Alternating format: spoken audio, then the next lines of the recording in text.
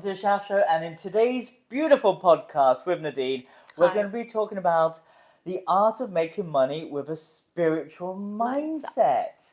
And we're going to begin with how to shift from scarcity mindset to an abundant mindset. Nadine, please introduce yourself. Hi, my name is Nadine. I'm a transformational coach, and I actually help people to optimize their lives, their relationships, their whatever they want to be. So, just hit me up if you want to optimize yourself for sure. And that, of course, with a balance as well. We're not just running around 24/7. We take time to balance ourselves as well. And it has to do a lot with mindset, and that's the thing we're talking today about. So, Shaf, what was the first question? Well, how to shift from a scarcity mindset to an abundant mindset? That's an interesting question. I mean, I think we all were running through similar simulations probably in our lives where we were thinking, oh my God, I'm not enough, I'm not possible, this is way too much, I can't do it, and now I have to take it. Sorry, but you have to take over for a second. So, once upon a time, all I knew was a scarcity mindset. I come from a strict devout Muslim upbringing, son of an immigrant, super broke, super poor, money's too tight, money doesn't grow on trees. Like, we have an imprint of money. I also have a friend, Gina Swire. Now, her grandmum, whenever she used to meet her granny, she used to give her some money and say, have fun with it. Like, Gina Swire is a millionairess. She's the first tantric CEO millionairess that I met. She's a self-love coach and also a #1 bestseller on Amazon with her book. P.S. I Love Me. We're both self-love coaches. And we met each other last year. And she has like this next level abundance mindset. It's interesting for me to travel through so many different parts of my being. Like the journey of Shaft is from broke to being okay to being as broke as you could possibly be, and being self-made, and then being comfortable for a really long period, and then losing everything last year, and then I'm back again. So I've been through the lowest lows and the highest highs, and I really feel that there is a thing called a financial awakening. Like, we've all had the spiritual awakening, and the financial awakening is something that you could that I'm going through right now. And I created my YouTube channel and my Instagram as a platform to share my processes. So I went through my spiritual awakening, and I went from mentally insane to an actual tantric sex guru who is actually enlightened for a very long period of my life. It's fantastic. And guess what, guys? Enlightenment, anyone could achieve it. It's not that hard. If you do the practices long enough, because that's all I did. I remember I didn't have a job. I was living in paradises, heaven on earth, where everybody's doing these spiritual sadhanas, these practices every day. We don't do nothing else. All we do is pray all day. And we pray through making love all day through tantric practices. If you're not going to reach enlightened states through that, then you're not doing it right. The whole point of every single spiritual practice and tantric practice is you create a set of disciplined practices. You do it over and over again so you can get into these enlightened states. Like, when we do our rituals, you notice something about me when I go into a trance-like state. Yeah, he's rolling his eyes up. He's not here anymore. Yeah, it's very obvious where I'm going. I've connected to God. I've connected to Source. Like, for me, it's like instant, because I'm a dancer, and so is she. And if you drill something into your body does it automatically. So I've drilled how to get into higher states of consciousness through tantric lovemaking, ritualized sex. So I've developed a technique, the Shaft method, that I teach everybody online. You can actually work with me through these devices, and I could teach anyone it. Like, it's a simple process. The funny thing, what you're just right now saying about the spiritual things, and I believe you can master that as well on the abundance mindset side. So that's where I'm getting to next. Okay. So the next thing is the financial awakening, and that's kind of where I'm going through right now, where I had these very strict devout practices where I manifested money through sex magic and praying to Lakshmi every day, and money would just come. Now, I need to find out a system which is based in reality, where I don't have to pray all the time.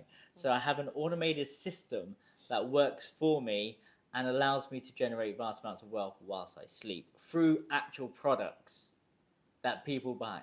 So I'm developing a new mindset on top of my poverty mindset as well as my abundance mindset, and then letting go of everything and developing a new version of myself to become a multimillionaire.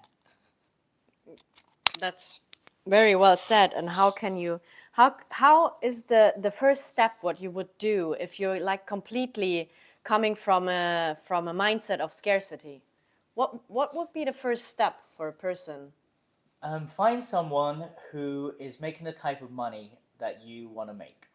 So I needed to make £100,000 in 1 year. No, in 1 month. So I wanted to become a 7-figure coach. So last year I had that choice, and I was like, I need to meet someone who makes £100,000 a month.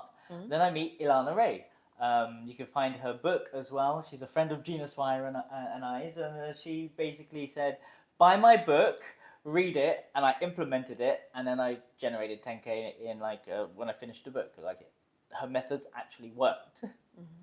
So I made the choice that I needed to make £100,000 a month, and then I met someone pretty much immediately who was making £100,000 a month, and she told me the method, and I filmed it in Bali at the yoga barn before going to the ecstatic dance, and I implemented everything she said, and it came true. I made 10 grand in just implemented a method, and it is methods.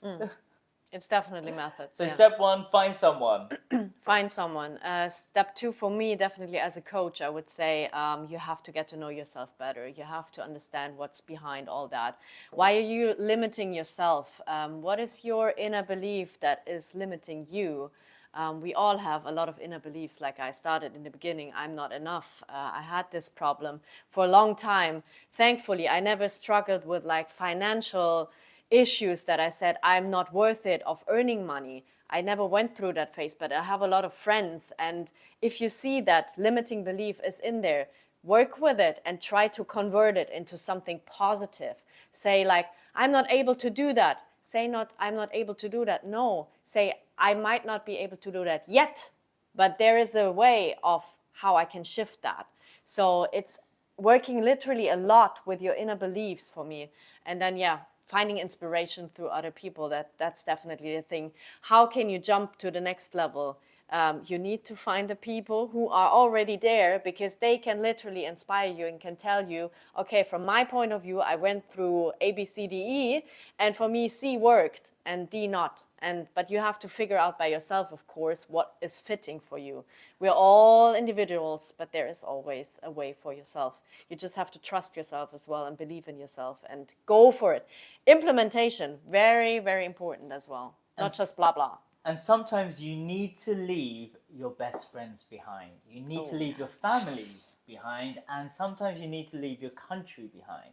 So I had to say goodbye to Tantra Island. I had to do it. I couldn't get any higher in that simulation. So you may need to break out of your comfort zone. And if you are hungry for the next level, then you will need to find the people and actively start looking for it. I manifested it through a moment of rock bottom, and I was very blessed to be amongst the biggest impact leaders on the planet. And I was speaking to you yesterday about, I don't know why I've been given so many millionaires. Like, you manifested them. I didn't, because I didn't even ask for anything. Okay. So it's super weird. So it's like, I've been surrounded by multi-millionaires, the biggest impact leaders on the planet, and they're all helping me out. and they're just there. And I'm not calling anything in. I was just rock bottom, and I was like, I'm gonna surrender, see what happens. So it's very fascinating how life can take you to the next level, sometimes through grace as well. And the important thing is what you said. Sometimes it is important to push yourself really literally out of the comfort zone. I, for example, had a really comfortable life in Germany until last year. I was comfortable. I have my own business and everything, my clients there. But I said, okay, this is the limit for myself in Germany right now. I need another mindset. I need another shift. And so through a meditation last year, actually, it came to my head and they told me, come to Dubai, because in Dubai the next level will happen. And I get so many inspirations here through meeting new people, through meeting new possibilities, to being able to scale my business. I would have never got that in Germany at the moment, because the energetic vibe is not the right one for me to grow there. So I shifted last year. Literally, I made the decision in a day to say, okay, I'm moving. And here I am now. 6 months already. And yeah, it's amazing. And it's challenging. Yes. And it hurts sometimes a lot. But, I struggle. But thankfully, I never yet had to hit rock bottom. And that's another belief. I believe in that you don't have to hit rock bottom to raise up to the sky. That's what I want to prove, because so many people tell me all the time the story. I was broke, I was down, I couldn't survive, I don't know, but then I was flying up. That was me. No. I want to prove that it's possible, that you don't have to do that. You can do it comfortably. So my next 7 years of my life, I want to do it comfortably, easily, effortlessly, without having to go through that cycle that I've been through. I mean, my new mantra is, when I was rock bottom last year, it's not a bad rock bottom. It's actually pretty nice living in these 5-star hotels with these millionaires who are just taking care of me. That was not so rock bottom. It was a rock bottom for me. Okay. So what's our next question? What are some practical tips for aligning financial goals with your spiritual values? That's a really good question, but it brings me as well to the idea of why should financial goals not align with spiritual values? Why? You tell me, Nadine. No, for me, I mean, like I said, spirituality for me in the last episode is not who, she, wah. Spirituality can be super aligned with financial goals, because for me, a real spiritual person who lives to their inner fullest and brings everything out is super rich. Yeah, in all senses. In all senses. Health, wealth, and everything. Yeah, so for me, I try to align my spiritual values with my financial goals. Because if you have this question, I think there's an inner belief behind that if you're spiritual, you cannot be rich. This is the biggest issue in every single woke, spiritual, conscious community. It's a plague. The scarcity mindset is a plague. There is a word that they use all the time, which is something that I haven't been said I am for the last 2 months. It's called be humble. Find the dictionary definition of what being humble is. It's literally the worst description of what you could be as a human being. It's terrible what everybody is telling each other to be. By being humble, in fact, Google it. Just Google define humble.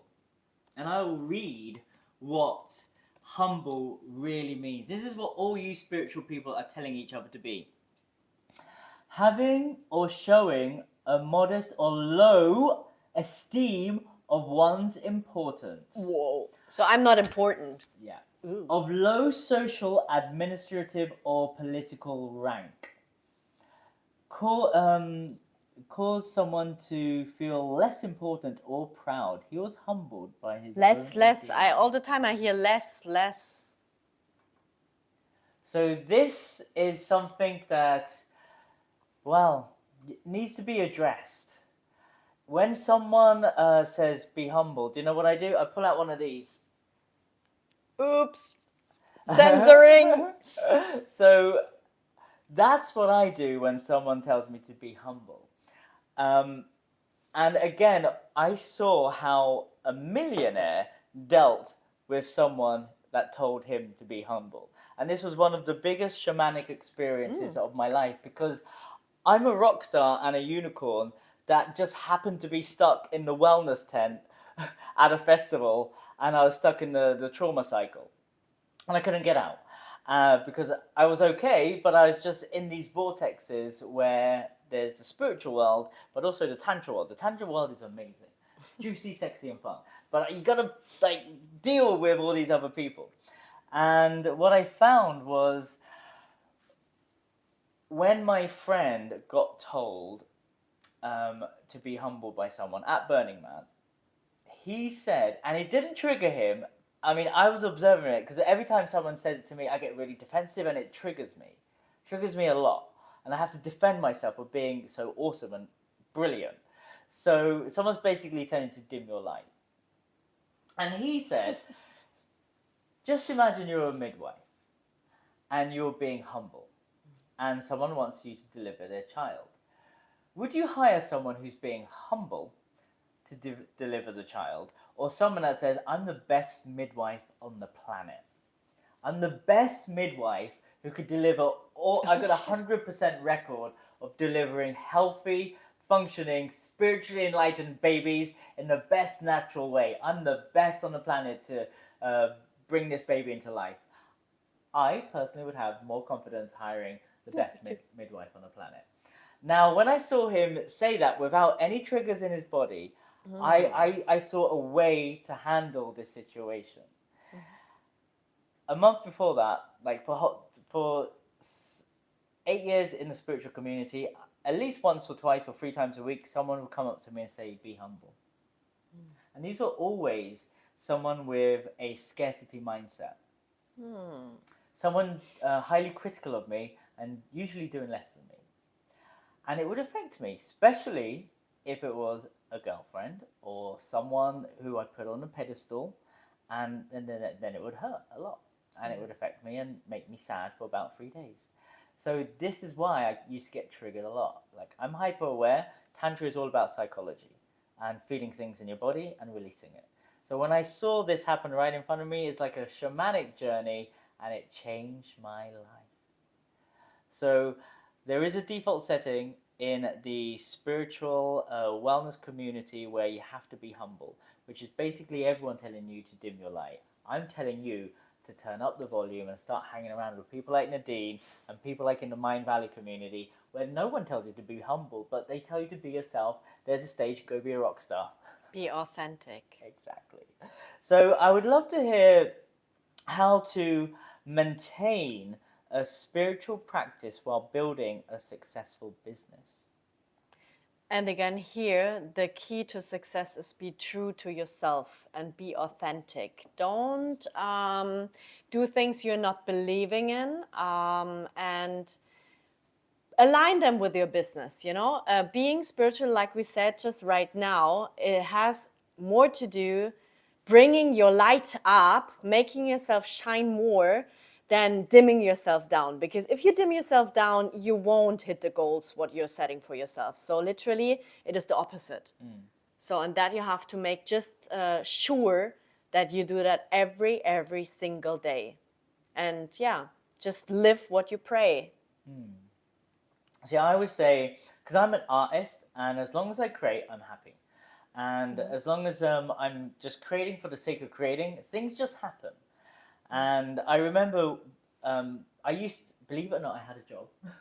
I used to work in big corporations, and I was an artist, and I had a 6-figure salary and a couple of houses in London.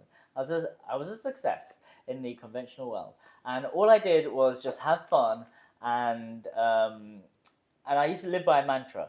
It's not how much money you make, it's how much fun you have creating it. So that was my default setting. And I lived a very fruitful life. And life was really easy. I really fast-tracked to the top because I saw these loopholes in the system, especially in the Matrix. There's lots of loopholes, and I just tell everyone how to break through. But I also found through just being so passionate about my thing that I'm into, people just gravitate around that passion.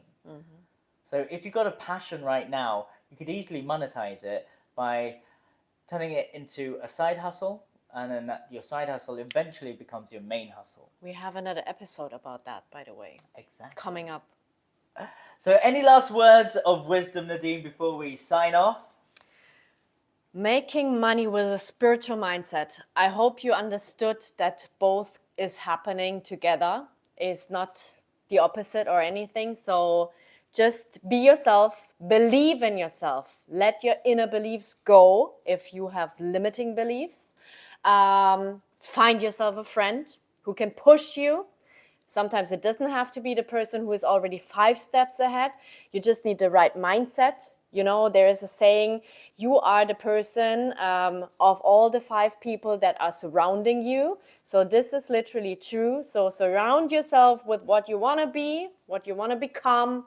And just make every single second count in your life, because you are the creator of your life and you're responsible for it. Don't blame others that it's not happening yet.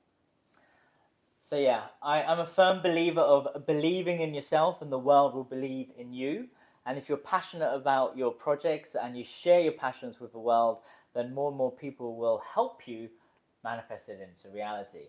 So today's episode was sponsored by sacredsexualawakening.com. Check it out. If you want to learn more about Tantra and goddess empowerment and how to awaken your life force energy, you could work with me today. I got a container for especially women called the Goddess Activation Program, which is a 3-month online amazing community where I'm bringing like-minded tantric CEO women together, and we go deep into using your pleasure to activate your purpose. There's a feminine way that is a lot easier than the masculine way.